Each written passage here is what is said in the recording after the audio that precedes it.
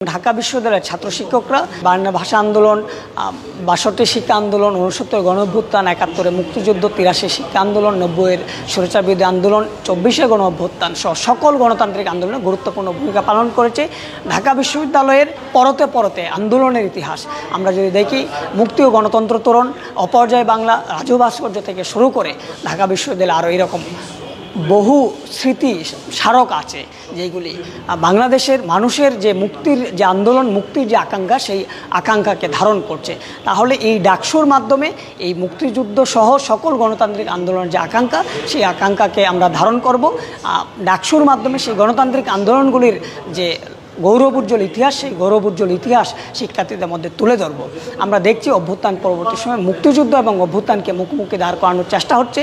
মুক্তিযুদ্ধ যেমন আওয়ামী লীগের সম্পত্তি না, ঠিক একই রকম মুক্তিযুদ্ধকে কিন্তু খারিজ করে দেওয়া যাবে না আওয়ামী লীগের সম্পত্তি বলে। মুক্তিযুদ্ধকে জনগণের সম্পত্তিতে পরিণত করতে হবে, মুক্তিযুদ্ধকে খারিজ করার কোনো সুযোগ নেই। একই সাথে মুক্তিযুদ্ধের সময় ঢাকা বিশ্ববিদ্যালয়ের যে বিভিন্ন ছাত্র এবং শিক্ষক শহীদে আত্মদান করেছে, আমরা জানি মনু চৌধুরীর কথা, আমরা জানি আনোয়ার পাশা, গোবিন্দচন্দ্র দেব, জ্যোতির্ময় গুহ ঠাকুরতা সহ আরও বহু শিক্ষককে রক্তে ভেজা এই ঢাকা বিশ্ববিদ্যালয়ের ক্যাম্পাস।